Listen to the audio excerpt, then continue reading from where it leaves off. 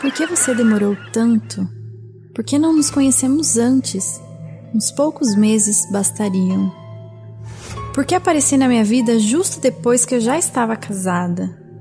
Justo depois que eu já tinha prometido e diante de Deus amar e respeitar, na saúde e na doença, todos os dias da minha vida, até que a morte nos separe, a outra pessoa. Episódio de hoje: Por que você demorou tanto? Um texto de Tiago Monteiro e narração de Rebeca Tervedo. Tudo começou naquele clube de bridge. Se não fosse ele, talvez eu vivesse a minha vida em paz, sem nunca sofrer porque você existia. Pensando melhor, mesmo eu tendo ido ao clube naquele dia, se não fosse a Marta ter ficado com febre e eu ter ficado sem parceira justo na classificatória para o campeonato nacional, talvez você fosse hoje um qualquer pra mim. Tudo culpa da Marta. Não, o Jorge também é culpado, pois era ele quem deveria ter assumido o posto da Marta, ou até mesmo ter deixado eu perder a classificatória por WO. Eu choraria por alguns dias com raiva da Marta, que resolveu ficar doente bem naquele dia. Em vez de vir com aquele papinho de eu não sei jogar direito, mas conheço um cara que pode salvar o seu dia. Não, a culpa também é sua, pois você só sabia jogar no sistema natural 4, que eu jogo melhor, em vez de rico 5, que praticamente todo mundo que eu conheço joga, inclusive a Marta. Aliás, mesmo com um bom e velho natural 4, se a gente tivesse perdido aquela última rodada, não teríamos vencido a classificatória, e talvez a nossa história teria terminado quase sem começar. E aquele abraço quase involuntário de vitoriosos, que me fez tremer toda, teria virado um simples aperto de mão de derrotados. O mesmo teria acontecido se o regulamento daquele maldito campeonato permitisse a troca de alguém da dupla classificada. Então a Marta, apesar do rico 5 dela, voltaria a ser a minha parceira. Mas parece que tudo conspirou contra, ou a favor. E 2 meses depois, lá estávamos nós viajando de avião juntos, rumo ao campeonato nacional.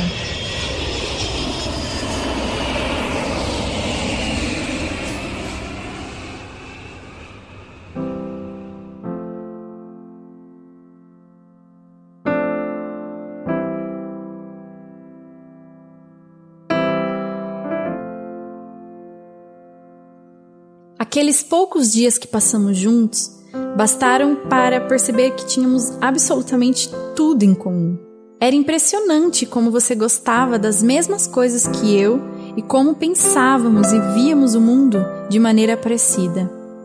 A gente voltou daquele campeonato sem nem chegar perto da final, com aquela medalha de participação excelente que eu ainda guardo. Mas voltei para casa tão leve e feliz que parecia uma adolescente boba.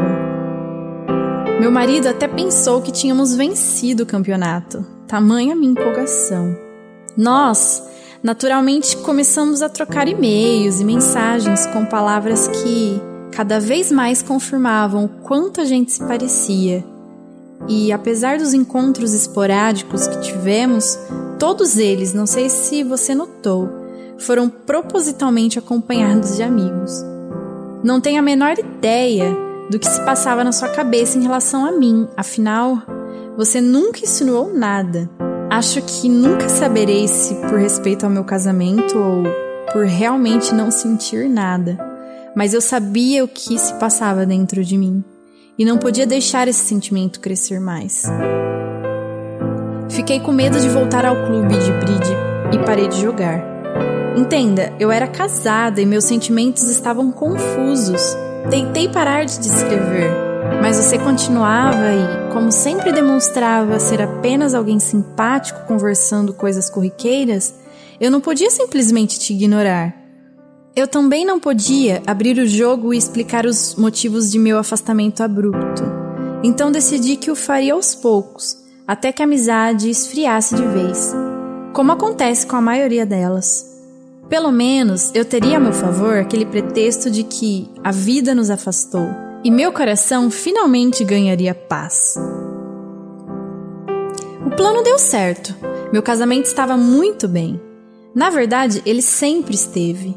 Tive a Rebeca, uma menina linda, e mudei para a capital quando, no mesmo mês, meu marido e eu recebemos o que as pessoas chamam de proposta irrecusável.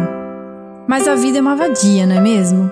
Depois de 3 meses na nova empresa, viajei para um congresso a trabalho. E quem estava lá? Você. Precisou de apenas 5 segundos para meu coração ignorar os quase 5 anos de afastamento. O sentimento que julgava estar enterrado a 7 palmos ganhou um fôlego novo. Na verdade, ele ficou ainda mais forte depois daquele abraço de grandes amigos que não se veem há séculos, que você me deu e que me trouxe imediatamente aquele primeiro abraço que demos na classificatória do campeonato de bridge. Descobri que você tinha se casado e que tinha um menino, Henrique, 1 ano mais velho que a minha Rebeca. Aliás, obrigado por não ter me convidado para o seu casamento. No início fiquei meio chateada, é verdade, mas depois percebi que foi melhor assim, pois me vi na cerimônia sofrendo secretamente por não ser eu ali do seu lado.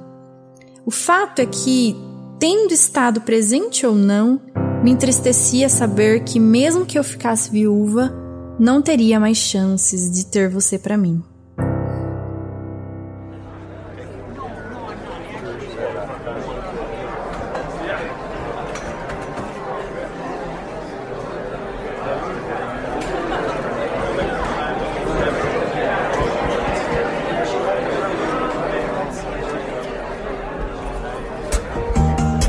Aqueles poucos dias no congresso foram ótimos. Eu já estava mais madura e, para minha surpresa, percebi que conseguia controlar melhor meus sentimentos por você. Apesar de não totalmente. Descobri que, só para variar, você também trabalhava na mesma área que eu, o que me fez pensar que, mesmo distantes, nossos gostos continuavam, em algum sentido, parecidos. Quando voltei para casa, senti um misto de felicidade pelo reencontro e alívio por ele ter acabado. Agora, cada um iria para o seu lado de novo. Lê do engano. 1 semana depois, todos os funcionários da empresa foram chamados a uma sala de reunião principal. A nossa empresa havia comprado outra. Adivinha qual? E as equipes seriam reestruturadas para acomodar os novos colegas de trabalho. Você chegou numa terça e ocupou a mesa em frente à minha. Agora eu estava condenada a olhar para o seu rosto 8 horas por dia. Juro que pensei em pedir demissão. Mas com o tempo percebi que conseguia gerenciar a situação até que bem. O que antes era um tipo de fixação platônica se converteu em uma forte amizade. Nossos cônjuges finalmente se conheceram e os casais tornaram-se grandes amigos. Nossas famílias viajaram juntas umas 3 vezes. Aquele acampamento em que os remos caíram na água e eu fiquei presa no barco continuava a ser motivo de risada nas reuniões familiares. Até a mesma igreja frequentamos, o que particularmente me deixou bastante feliz, mas também nos fez estarmos juntos em alguns casamentos, e aquela ilusão de subirmos ao altar apareceu em cada um deles. Na empresa, participamos de diversos projetos juntos. Saímos inúmeras vezes para almoçar com a equipe. Enfim, essas coisas comuns de empresa. E eu me surpreendia cada vez mais ao perceber que conseguia lidar muito bem com minhas emoções em cada uma delas. Se bem que aquela vez que a empresa fechou uma sala de cinema para todos os funcionários em comemoração ao resultado do ano e você sentou-se ao meu lado, não foi nada fácil, principalmente quando as luzes se apagaram e nossas mãos se tocaram dentro de um saco de pipocas. Se houve algum momento em que senti certa reciprocidade da sua parte, foi esse.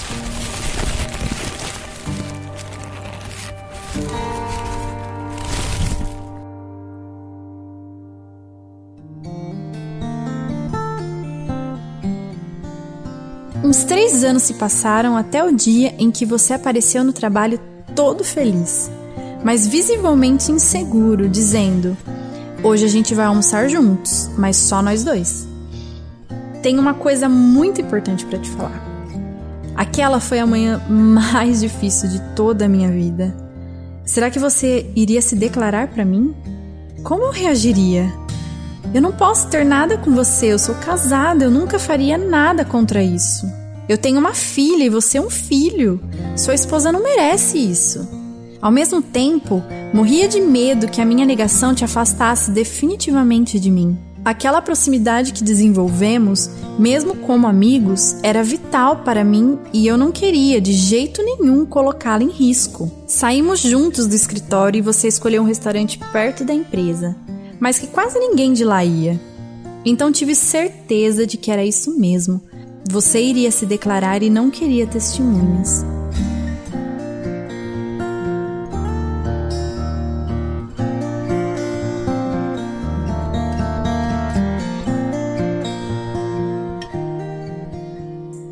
Percebi sua mão tremendo, enquanto eu tentava inutilmente controlar minhas pernas que tremiam ainda mais. Ao menos uma de minhas suposições estava correta.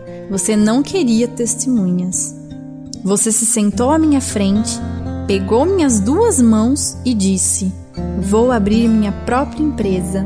Então começou a contar sobre um amigo da faculdade, do qual eu nunca tinha ouvido falar, e sobre como ele havia proposto uma sociedade.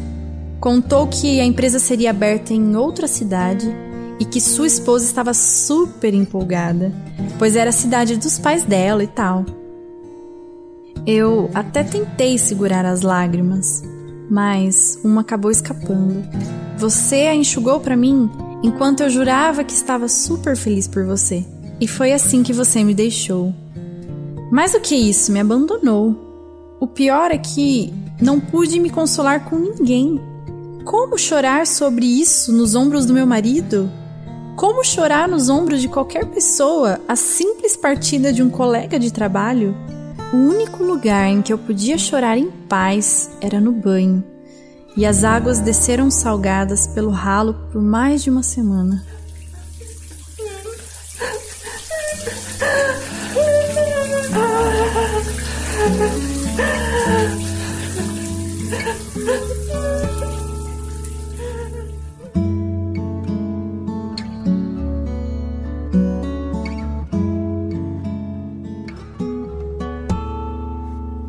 Prometi a mim mesma que não deixaria a vida nos afastar. Não cumpri. Uns 14 anos se passaram, mas bastou pouco mais de para que você saísse de uma vez da minha memória. Talvez muito desse esquecimento forçado tenha sido alimentado pelo ódio que senti de você, e principalmente daquele maldito amigo de faculdade que voltou dos mortos. Mais uma vez eu estava feliz, e dessa vez sem você. Meu casamento continuava muito bem. Na verdade, ele sempre esteve. A Rebeca estava na faculdade e, finalmente, eu havia sido promovida. Tudo ia 1000 maravilhas, até que um dia a Rebeca chegou em casa, boba, com um sorriso maior do que a cara. Mãe, estou namorando! Começou a contar sobre o garoto, dizendo que faziam o mesmo curso, que ele era lindo, simpático e tal. Que a família dele morava no interior, mas ele numa república perto da faculdade, e que se chamava Henrique. A princípio eu não liguei os pontos, como eu poderia fazê-lo? Mas quando ela disse o nome da cidade e principalmente o sobrenome, que era igual ao seu, me subiu um frio na espinha que não tem como explicar. Só sei que gelei e que o espanto ficou desenhado na minha cara, pois a Rebeca reagiu: mãe, eu não acredito que você vai ir contra o meu namoro. Eu já tenho 19 anos.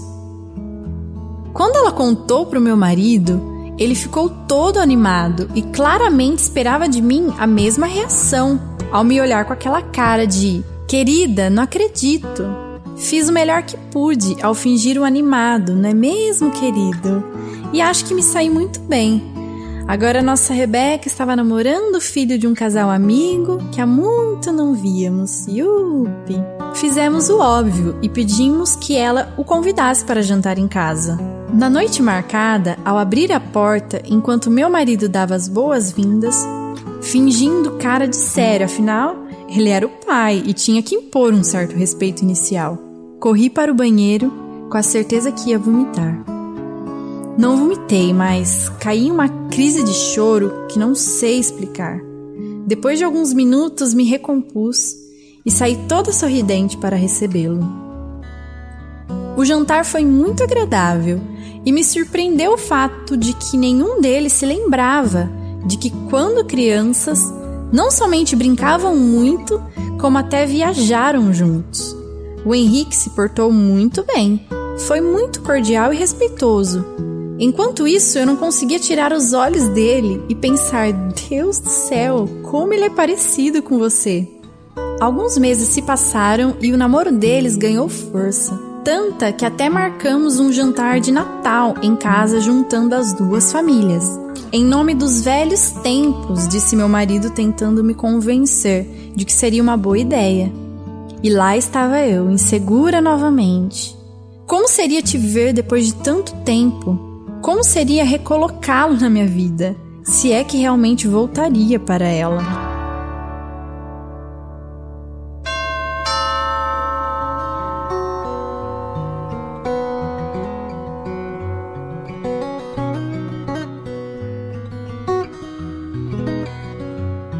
Quando vocês chegaram em casa, naquela noite, finalmente percebi que eu estava extremamente feliz com tudo que estava acontecendo.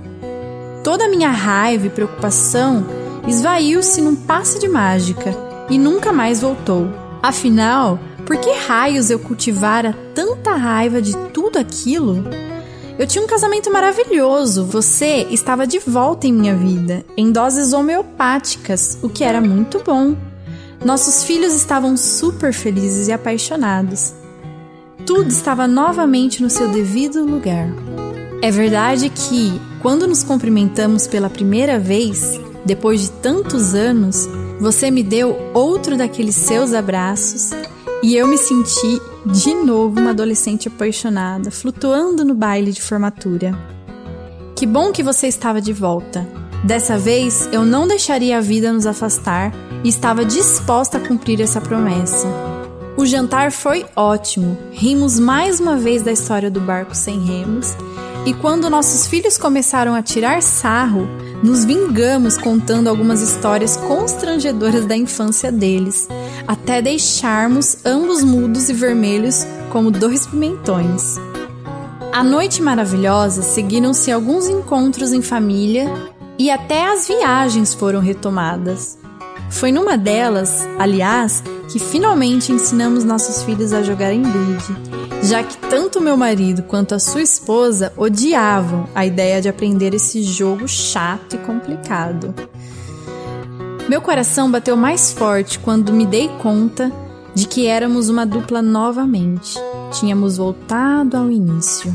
Apesar do nosso reencontro maravilhoso, era mais do que evidente de que continuava apaixonado por sua esposa e eu pelo meu marido. Nossos filhos, mais ainda. Era fato que nos orgulhávamos de nossas vidas e famílias e tínhamos motivos de sobra para isso. Entretanto, não sei em você, mas em mim, vez ou outra surgia uma faísca teimosa a perguntar: por que você demorou tanto para aparecer em minha vida?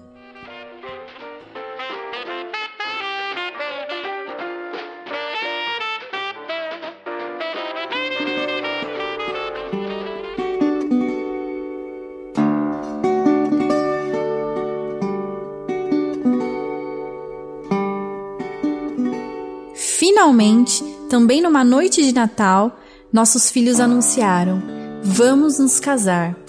Nada poderia ser mais perfeito. A promessa de nunca mais deixá-lo se afastar de mim estava garantida. Eu podia não ter me casado com você, mas nossos netos seriam os mesmos, isso me bastava. E hoje, cá estou, na porta da igreja, com as pernas tremendo, como daquela vez em que achei que você se declararia para mim, em certo sentido realizando meu sonho platônico. Enquanto sua esposa entra com o noivo e meu marido com a noiva, você me dá um doce beijo no rosto, agarra firme meu braço e finalmente entramos juntos em direção ao altar.